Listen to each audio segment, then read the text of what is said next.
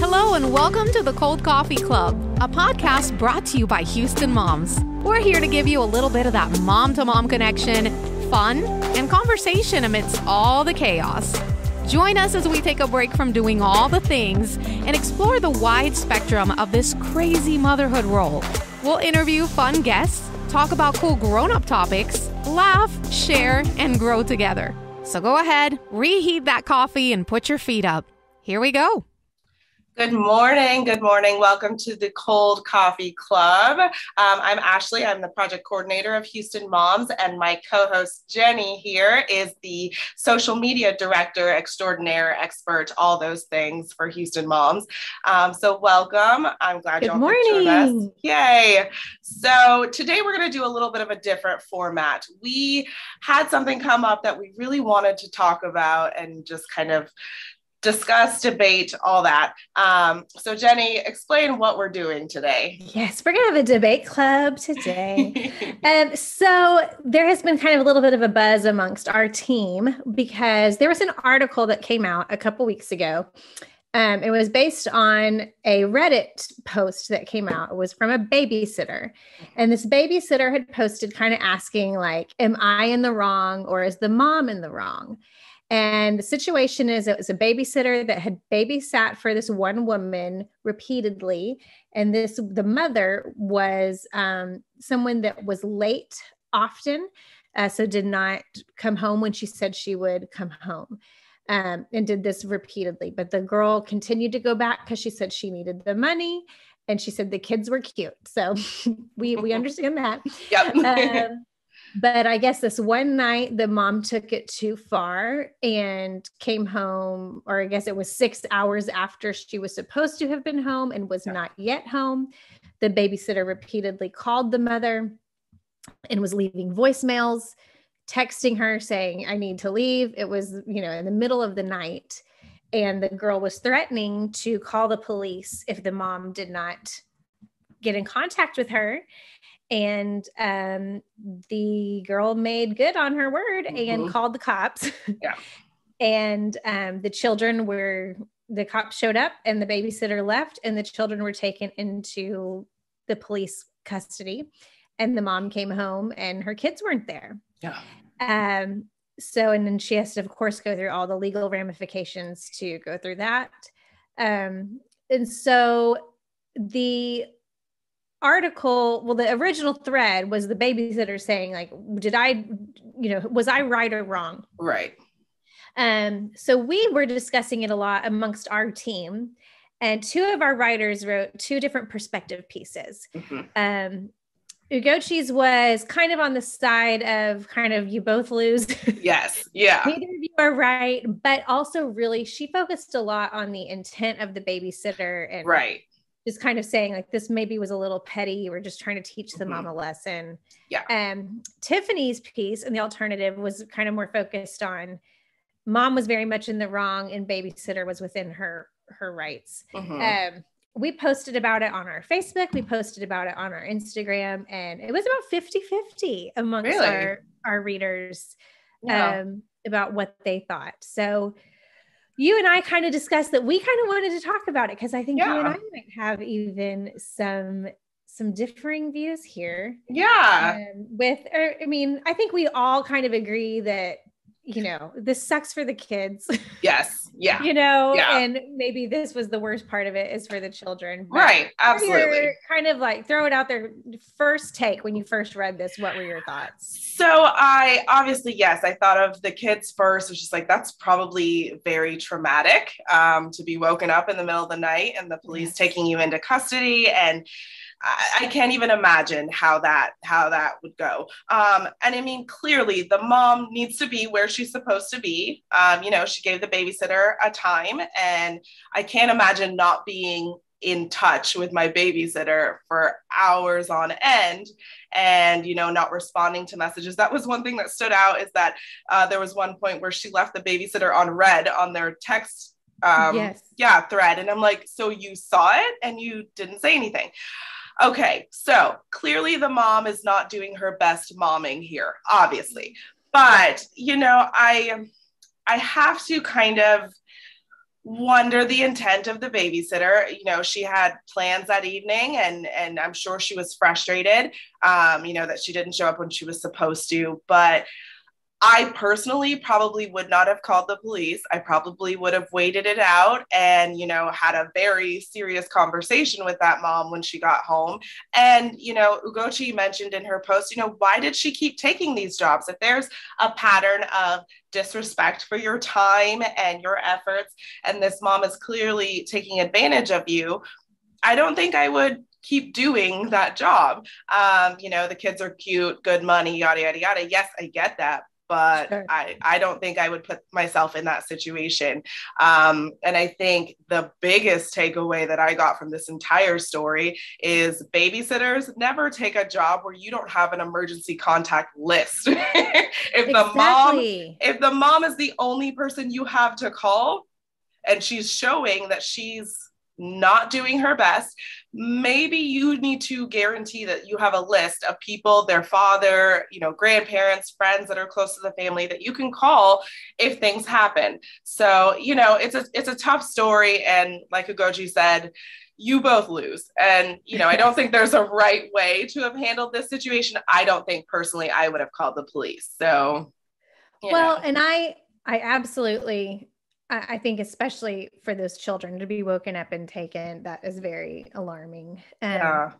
I think that from where I kind of see it is the mom, I feel like, was absolutely taking advantage, because I think in her mind, she's probably, I don't know what she was doing, and it was never said, but in my mind, she was out doing things with friends or something, which, you know, go ahead, girl. But yeah, she's like reading it and sees, like, if the sitter is calling and calling, yeah, the sitter is texting and texting saying, where are you? You know, it's 2 a.m. Where are you? yeah. And if this woman is probably going, what's she going to do? Leave?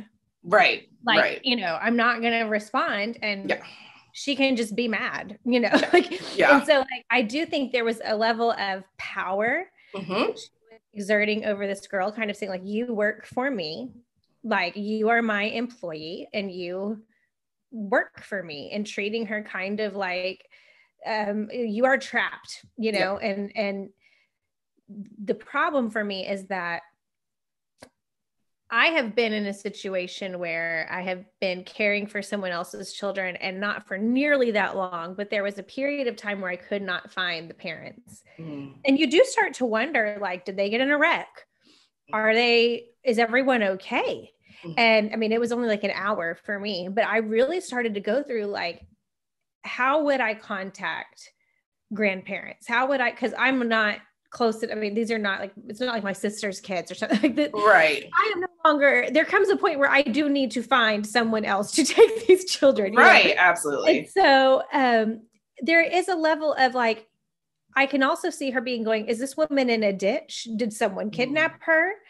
And if it's 3 a.m, and if, you know, you never know what she needed to go do, if she had somewhere to be the next day, you know, she's supposed to wait till 7 a.m. and then call the cops.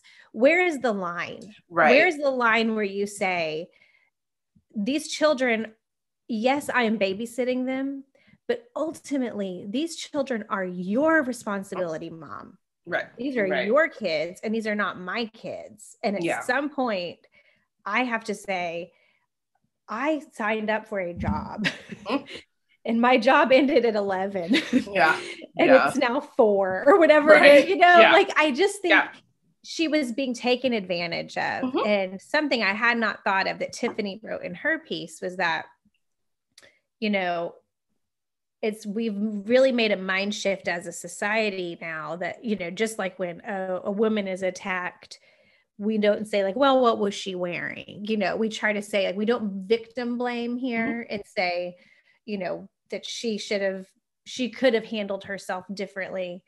And I'm not saying that this woman, the babysitter, you know, was violated in such a horrific way. I'm not trying to compare it to right. But I do think, like, there is a whole bunch of coulda, shoulda, wouldas. I think that maybe she shouldn't have or didn't do.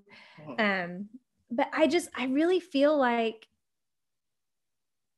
maybe in hindsight, she would have done something differently, Mm-hmm. but I'm sure in that moment, she just felt a little bit like, what else am I supposed to do? I have to leave. Right. Yeah. So I don't know. I definitely think that the kids lost the most. Mm-hmm. But I love your idea though about like, I don't know that when I leave my kids with a sitter, I don't know that I leave them with like a full list of people to contact. I don't think I do. I normally give them my number and then my husband's, but yes. Me as a very paranoid type 6, I have it like on pinned to the wall, and it's just like, here's emergent. And it's also for my children. Like if anything were to happen to me, that is my biggest fear, especially, being a single parent now. Like if anything were to happen to me, make sure that you can get in touch with someone and you can make sure that you're safe. So I always have the list of here's dad's number, here's granny's number, here's an aunt, here's, one of our contributors, Brittany, is one of my very good friends, and I have her on the list because she lives nearby. Smart.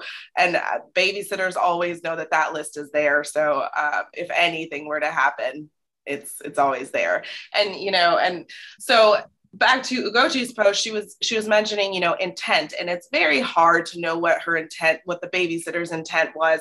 And I try to think, I hope for the best with the mom. I hope that she is not doing something, outlandish or crazy or anything like that. And she put that before her children.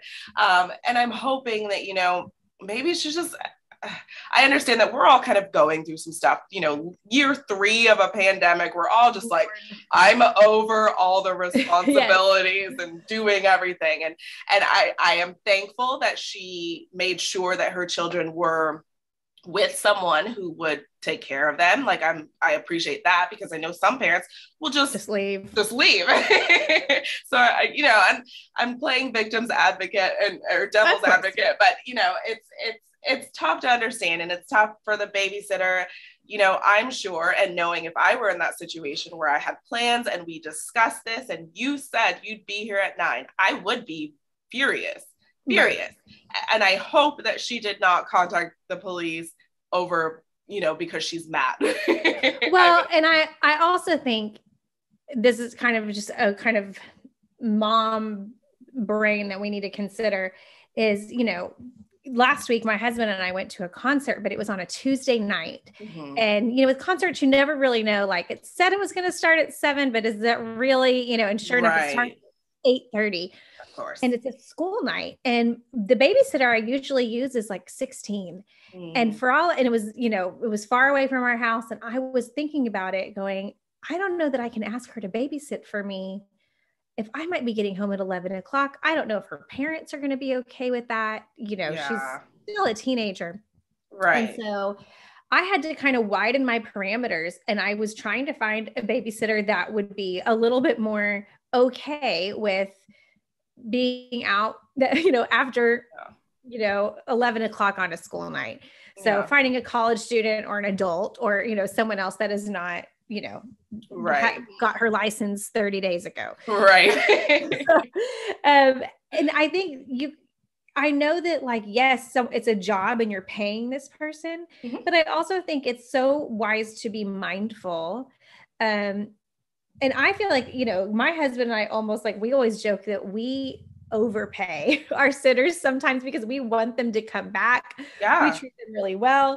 When we have dinner for our kids, they get dinner too. We want I want everyone to come back here. Because you know what, if I'm in a bind and I want a sitter, I want her to say yes to me. Yes. That lady is nice to me and pays well. Right. Right.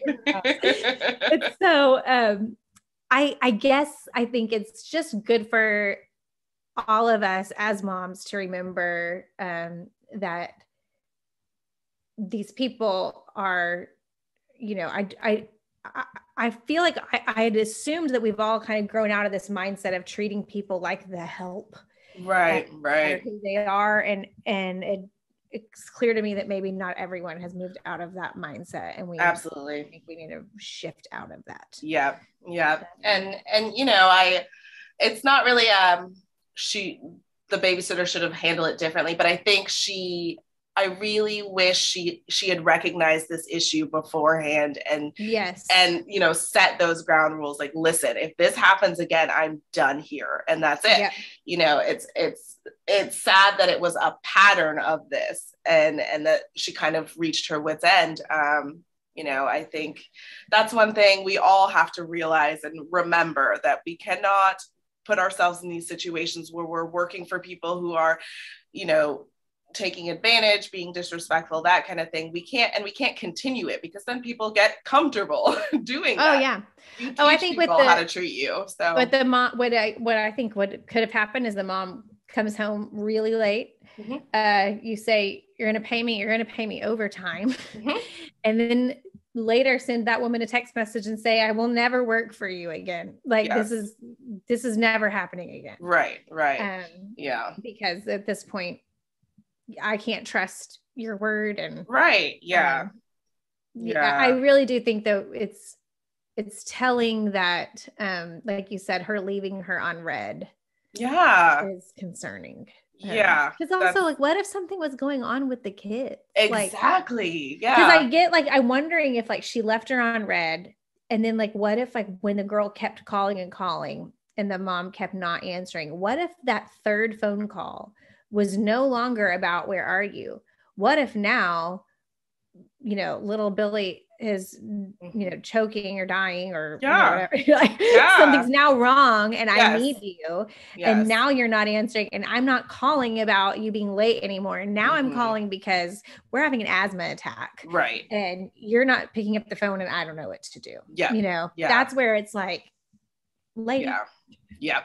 Pick the phone up. Yep. Well, I feel like we've had a good little discussion on this. And we're going to link in the show notes all of the original article, and then we're going to post Yugoji's and Tiffany's their takes on it. But maybe we should write something up about, like, mom best practices with the babysitter. Maybe we should write something like that. Sounds like a plan. Yes. All right. Well, thanks for having this chat, Ashley. Yes, it was a blast. All right. Cold Coffee Club. Y'all have a good day. Have a good one. Bye, guys. Bye. You've been listening to the Cold Coffee Club, brought to you by Houston Moms. We wish you a fabulous week with your families and look forward to sharing many more cups of cold coffee with you.